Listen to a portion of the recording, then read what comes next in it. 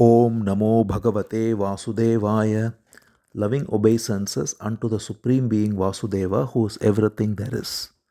Janmadyasya yato anvayaditaratascha artheshu abhigyaswarat tene brahmahridaya adikavaye muhyanti yatsurayah tejo vari mridam yatha vinimayo yatra trisargo mrisha dhamna svena sada nirastakuhakam satyam param dhimahi. We meditate upon the transcendent absolute being from whom springs forth this universe. He is present in all that exists and yet distinct from everything. He is fully conscious and totally independent. He revealed to the first seer Brahma the import of Vedic wisdom. The material creation, made of threefold gunas, appears in him as though real, like water in a mirage. Being eternally self effulgent, he is ever free of the illusion maya of the material world. We meditate upon him, the Supreme Being.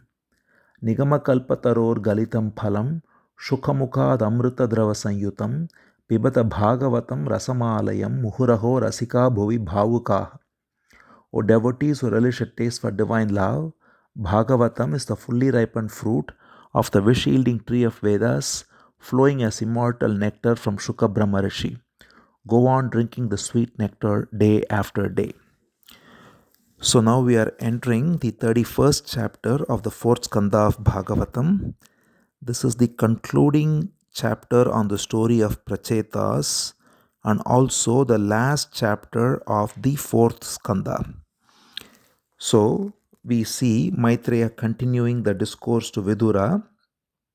So we saw that Vidura asked about what happened to Prachetas after they were being blessed by Lord Shiva, and he was told that they did their austerities, got the darshan of Bhagavan Sri Hari himself, got his beautiful instructions and his boon, and accordingly they went back, they got married, had a son, and lived on to rule the kingdom. So now Maitreya continues and he says, after many years of living and enjoying the royal pleasures as the ruler of the kingdom, at the right time, they also, the Prachetas, the 10 brothers, they left the kingdom, and so they continued with the glorious tradition of all the prior kings of leaving at the right time to retire and go to the woods, go to a retreat for exclusive contemplation on the Supreme Being. So they went to a seashore in the west, it is said. So it is where the river Sindhu meets the ocean, or somewhere near, where there was a great sage called Jajali who had attained perfection, and they went to that place, perhaps an ashram maintained by Jajali or his disciples. And there, in the western seashore of Bharat, they took a vow to completely dedicate themselves to inquire into the Supreme Spirit and thereby realize the one truth that animates all life. So this is the essence of self-inquiry, is to find the one truth that animates all life, all universe. The universe is made of infinitely diverse forms, and yet they all have their root in one truth. The scientists are also in quest of this in the form of a unified theory, and this is the very search. Instead of going outside through the scientific process, the process of self-inquiry goes within and thereby recognizes the pure awareness as the source of all that there is. And this Supreme Spirit, the source of all life, is the subject of inquiry of all sages, all seekers, and here also of the Prachetas. So as they do this, they are blessed by the visit of sage Narada where they are. So we saw that they were blessed by the Supreme Lord, that they will always have the company of devotees. That's the boon they ask for, that wherever we go, we always get the company of your devotees. And accordingly, they were blessed with the greatest fortune of being visited upon by the sage Narada. And as we may recall, sage Narada also blessed their father Prachina Barhi with the allegorical story of Puranjana and thereby helped him attain liberation, being freed of his attachment to rituals and going within and recognizing the Supreme Spirit as the only true wisdom and thereby attaining liberation. Now, the same sage, Narada, out of his great compassion, comes to meet the sons, the Prachetas, who are already, as we said, in a retreat by the seashore and away from the kingdom and royal comforts. And there they are living like yogis with their breath controlled, with their mind regulated, with their speech regulated, and with their posture regulated. And they are able to already live like ascetics. And there comes the great Devarishi Narada, and upon his visit they are very delighted. Of course, they instantly rise up and they glorify him. They say, Swagatam te surarishe radya. They say, welcome is your visit today, O great sage, because it's only by God's grace that you have appeared before us. You go from place to place like the sun goes, and wherever you go, you take the light of fearlessness. So it's a very beautiful metaphor, because wherever sun goes, it brings with it light. So whichever part of the world is having sunlight come up, there is day, and where the sun is not there, there is darkness. Similarly, wherever the great sages go, like Narada goes, he brings with him the light of wisdom and therefore fearlessness.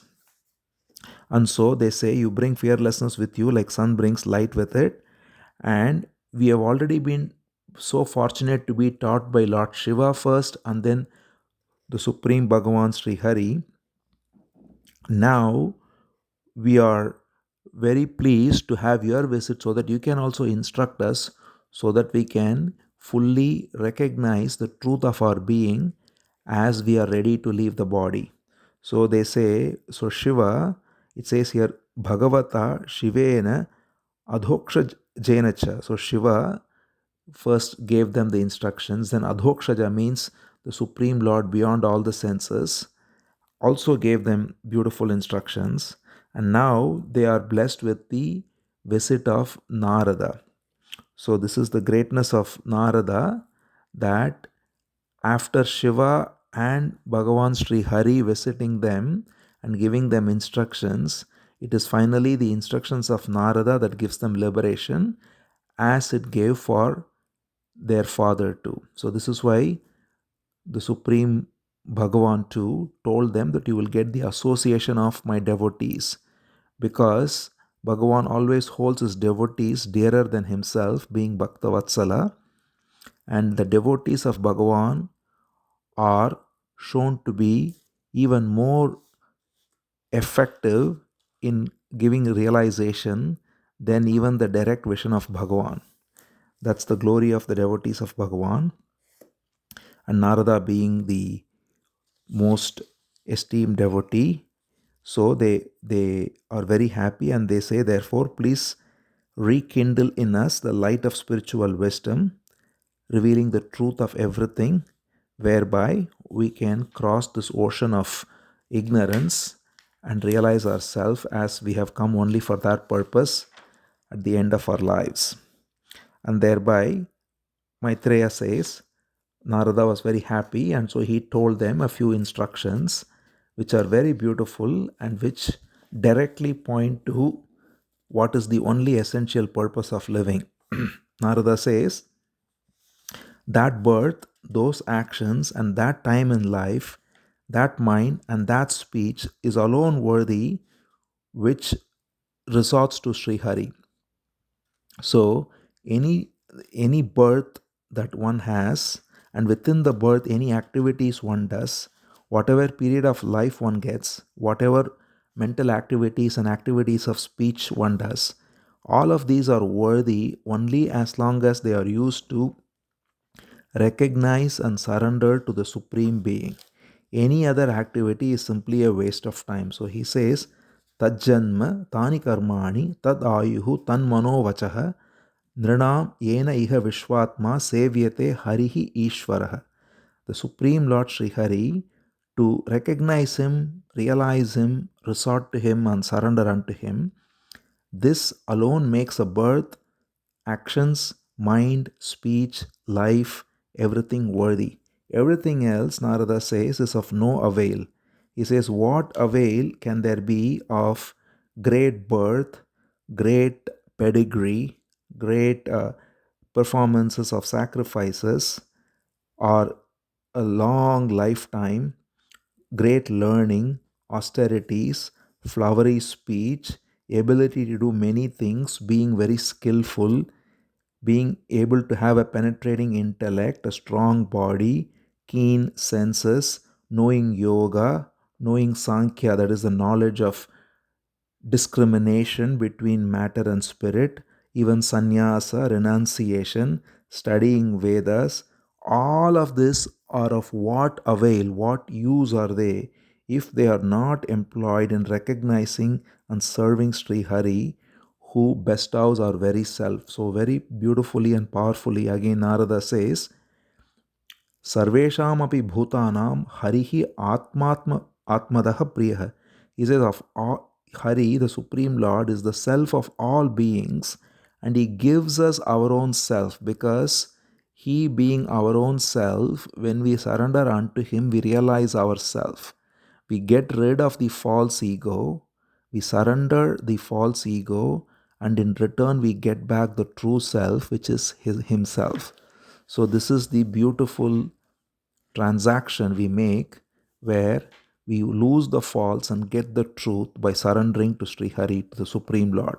So that's why Narada says that transaction, if you will, that surrender of the false self and gaining of the true self, recognizing the true self as the Supreme Being, is the only purpose of all these activities. Otherwise, all learning, studying Vedas, austerities, doing yoga, knowing the discrimination between matter and spirit, having various talents, a strong body, a keen intellect, having ability to speak well, think well, all of this, he says, are of absolutely no avail, no use if one does not go to the source of everything and recognize his very self as the self of all, as the Supreme Being, the one reality.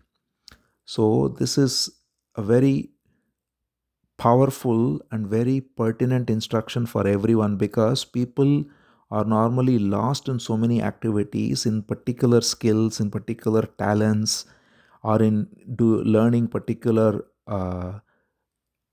arts, or even coming to the spiritual line but getting caught up in some particular yoga or particular system of knowledge. All of these are partial, and therefore they can be bewildering, and they can leave one more confused than they began. So that's why Narada says all of these has to lead one to recognizing the supreme one truth, and without that they are of no avail. Therefore he says the true blessing is the realization of the self. Nothing else is worth being called blessing in reality, because the only true blessing, the culmination of all blessings, is the realization of the self. And that self is Sri Hari, the Supreme Being alone, who is the beloved self of all living beings, and He enables everyone to realize their own self. So, by surrendering unto Him, we realize Him as our true nature. It is like how a wave taking itself to be separate may be lost in the ocean, but when the wave recognizes itself to be the same as the ocean, then the wave rests in the ocean. So the nature of the wave is the same as the ocean, being made of the same water. But if the wave has a sense of individuality, then it feels separate, and it sees infinite number of waves and bubbles and all kinds of formations of water, and it's all bewildering. But when it recognizes that everything is made of the same one substance, thus by surrendering to the ocean, it recognizes itself as the ocean. This is the metaphor. Similarly, by recognizing Sri Hari, or the Supreme Being, as our very nature, by surrendering unto Him, by surrendering to God and thereby recognizing God as the only reality, That's the culmination of all blessings, as Narada says, because as he again gives another example, one can water a tree by only watering its roots, even if there are stems and side branches and flowers and all the rest, they are all nourished by simply watering the roots. Or similarly, even in our own body, all the senses are nourished by eating food. We cannot separately nourish seeing or hearing or smelling or tasting or touching. They are all nourished by eating food. Similarly, he says, by worshipping the Supreme Being, everything in this universe is nourished. Because all the water, just as during the hot season, all the water goes from earth to the sun, and then it comes back from the same sun to the earth back during the rainy season. Similarly, he says all the creatures come from Sri Hari and go back to Sri Hari.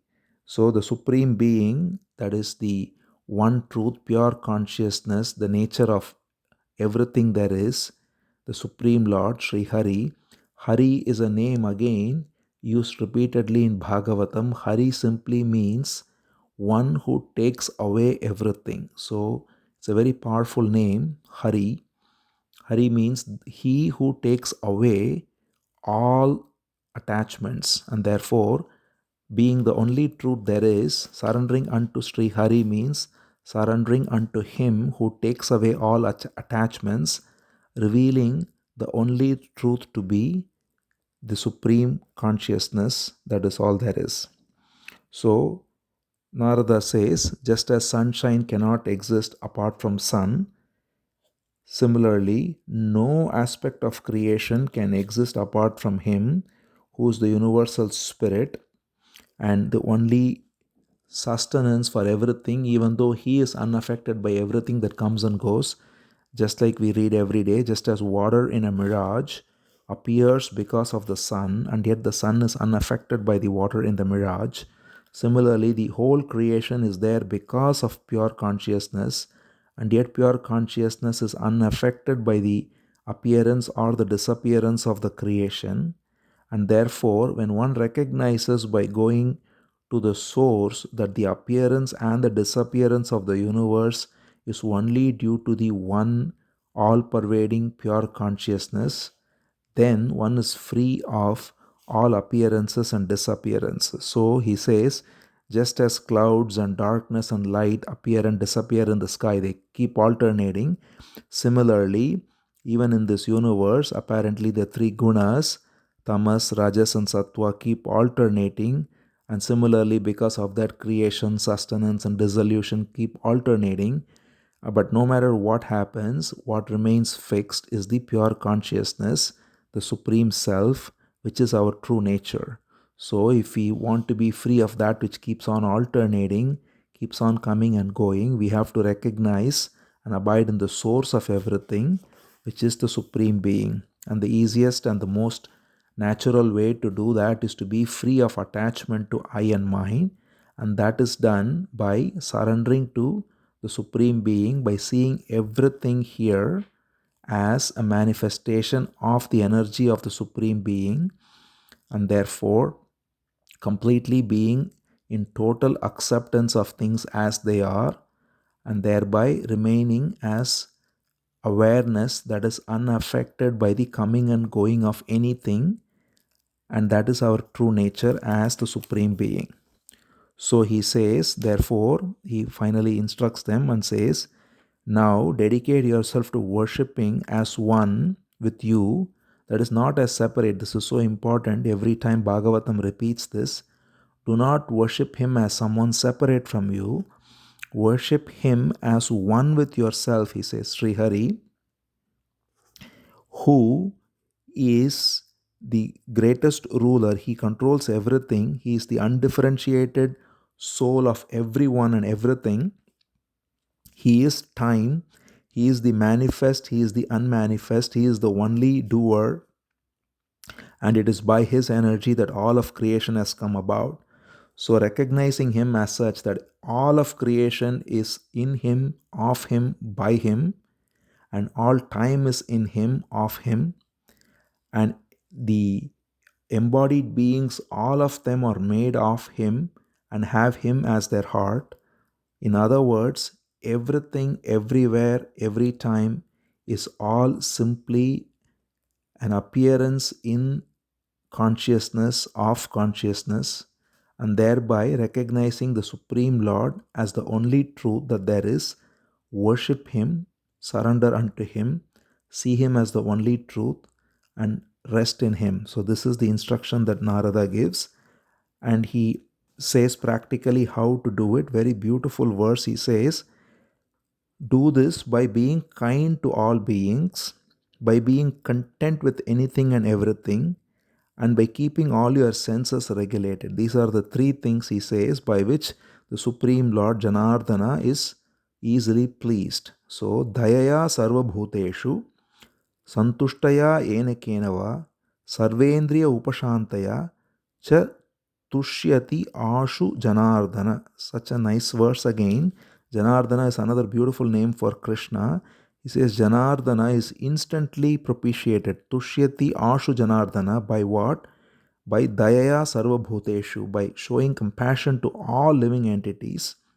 Santushtaya enakenava, whatever comes, be contented. So, this is the power of acceptance. By simply accepting and being contented with whatever destiny deals with us, by showing compassion to all beings, and sarvendriya upashantaya, by having all the senses regulated. By this, we can easily please the Supreme Being, which is to say, we can realize Him as our true essence.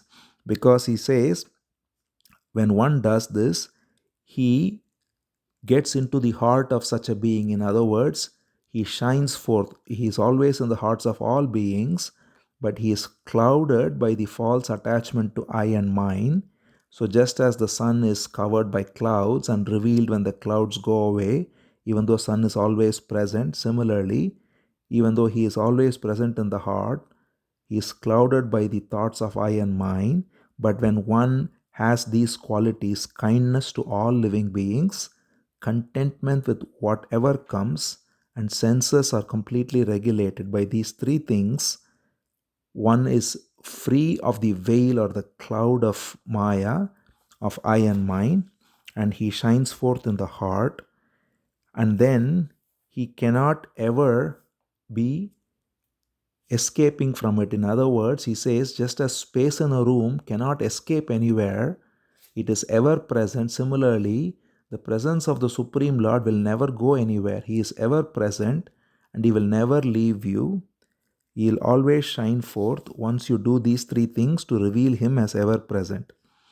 And then he also gives an important instruction that the Supreme Lord loves those who see Him as their only wealth. In other words, who are fully surrendered unto Him.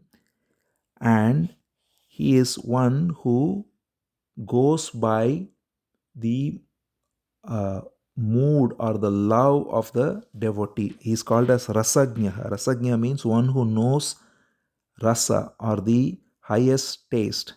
So, the one who surrenders unto Him fully with all his heart, the Supreme Being instantly reciprocates him, knowing the love that comes forth from the heart. He doesn't look for any great scholarliness or knowledge or wealth or um, great sadhana. Any of that is not necessary. What is necessary is the heart and how the heart feels for him. So he is called Rasagnya. He knows the heart. So when one is in his heart fully filled with love for Bhagavan, then Bhagavan knows that heart and he loves that heart, is what Narada says.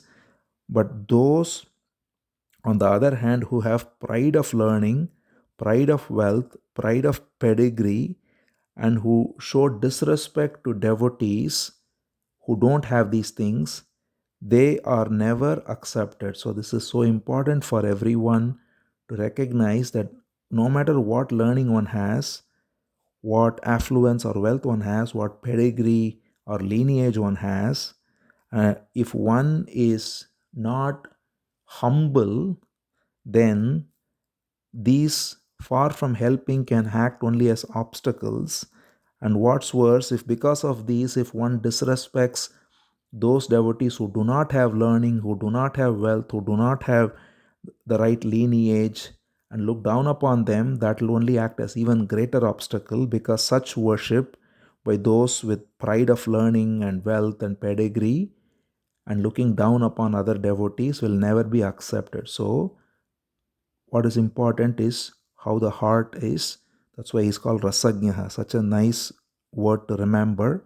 One who knows the heart, or the taste, or the emotion of the heart. So one has to be in this mood of loving devotion in the heart, which is the most important thing regardless of all other external qualities, and have humility, like lower than a blade of grass, it is said, and more tolerant than a tree. There is a beautiful verse, Trinadapi Sunichena, Tarorapi Sahishnuna, Amanina Manadena Kirtaniya Sadaharihi by Chaitanya Mahaprabhu.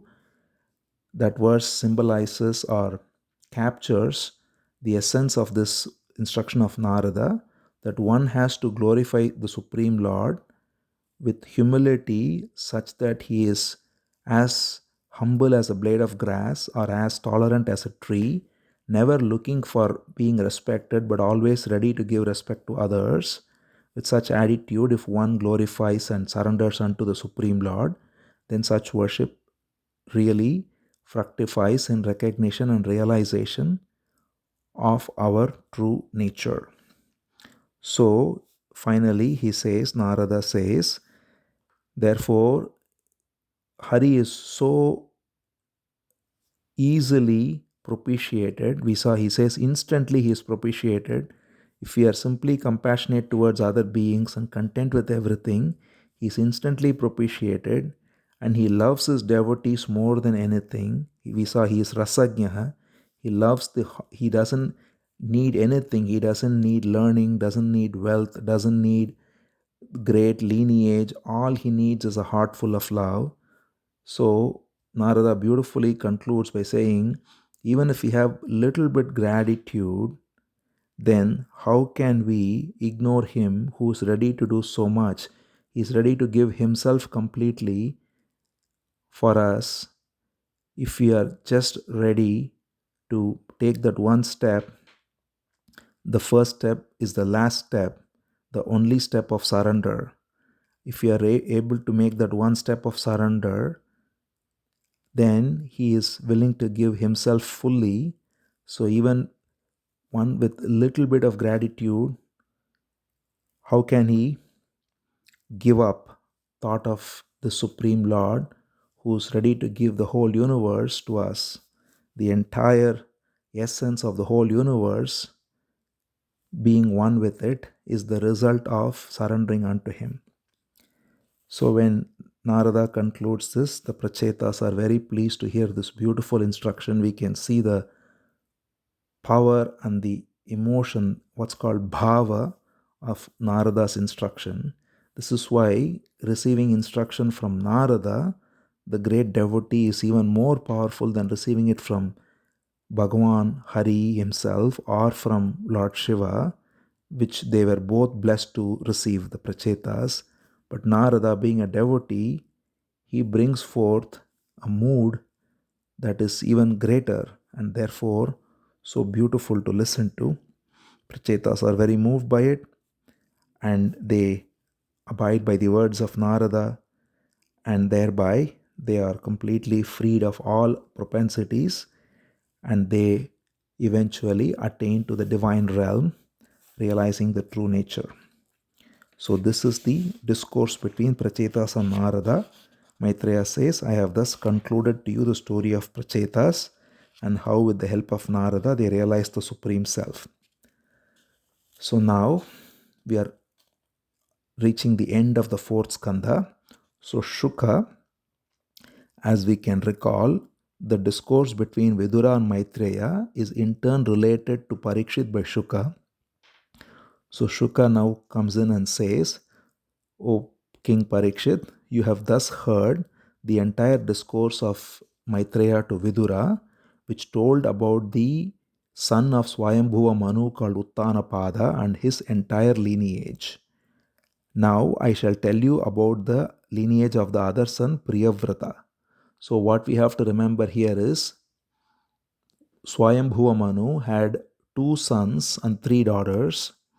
The whole story has come in this Skandha except one son. So Uttanapada, one son, his son Dhruva, and then in his lineage came Prithu, the great king, and then after Prithu, after a few generations came Prachina Barhi, and then there his sons Prachetas.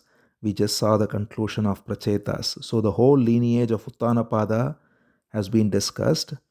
Then Manu also had 3 daughters, Akuti, Devahuti, and Prasuti. They were all discussed. Akuti was given to the Rishi Ruchi, and they had Yajna and Dakshina, and that was briefly described. And then the second daughter, Devahuti, was described in detail, marrying the sage Kardama, giving birth to Kapila, and also 9 daughters who were married to 9 rishis.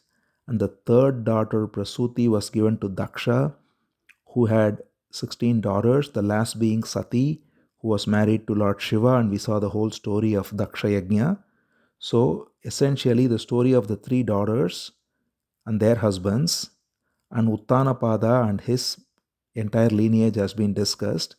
Priyavrata is the only son remaining, which we will cover in the next Skandha. So Shuka says, I will tell you about it. Meanwhile, he concludes the narration of Vidura and Maitreya because this is the last portion of Maitreya speaking to Vidura. So Vidura is completely choked with emotion hearing all these stories by Maitreya, and he is with tears in his eyes, and with this heart filled with the love of the Supreme Being Krishna, he tells Maitreya, O merciful sage, O great yogi, you have brought me within the sight of going past the ocean of ignorance. You have given me a direct glimpse of Sri Hari through all these stories, and I cannot express my gratitude to you, and therefore please accept my obeisances. And with these polite words expressing his gratitude, Vidura bowed low to Maitreya, and taking leave, he went back to Hastinapura, the kingdom. So now we have to remember that in the very first Skandha, Vidura went to Hastinapur to instruct Dhritarashtra and his wife Gandhari to leave the kingdom and to go to the forest and to realize the self, and this happens after this. So the third and the fourth skandhas were entirely the story of Vidura and Maitreya discussing, and through that dialogue came about all these various stories. So the beginning was Vidura before the Mahabharata war itself, leaving Hastinapur, being disgusted with the war and going on a pilgrimage. And in this pilgrimage, he goes for many, many years. And meanwhile, many things have transpired, including the war has gotten over, Yudhishthira has become king, and eventually Krishna has left the earth. And at that point, he meets Uddhava. Uddhava tells him with great sorrow that his dear friend Krishna has left the earth. And then he says that Krishna instructed him to meet Maitreya. And Vidura was very pleased to go and meet Maitreya as told by Krishna before leaving earth. And Maitreya in turn instructed Vidura on self-knowledge in the last 2 skandhas. The topic of 2 skandhas was, as we saw, primary and secondary creation. Primary creation being the cosmic form of the Supreme Lord, and how from that all the various elements came forth, and then Brahma comes forth. And the secondary creation is Brahma creating all these created beings such as Swayambhuva Manu and the rishis and their progeny. So we got a detailed description of the primary and the secondary creation, Sarga and Visarga. And through that, the great stories of Varaha Avatar and Kapila in the third skandha, and then Daksha's story with Shiva, Dhruva's story, Prithu's story, and then finally the story of Prachina Barhi and his sons Prachetas in the fourth skandha. With all these narrations, Vidura is mightily pleased, listening to all this from the mouth of Maitreya, And now, to circle back, he goes back to Hastinapur, and that is when the first skandha began, where he goes back after all this has happened, which came already, that he instructs Dhritarashtra and Gandhari to leave the kingdom. Meanwhile, the narration shall continue, because the third and fourth skandha were Sarga and Visarga. Now the next skandha's topic is Sthiti, or the order of creation. Having talked about the primary and secondary creation, the next skandha is the order in creation, Sthiti. And so Shuka will directly continue the discourse going into the fifth skandha, starting from the next episode. So here we conclude the auspicious fourth skandha and also the auspicious dialogue of Vidura and Maitreya, which spanned the whole of third and fourth skandha. Om Namo Bhagavate Vasudevaya.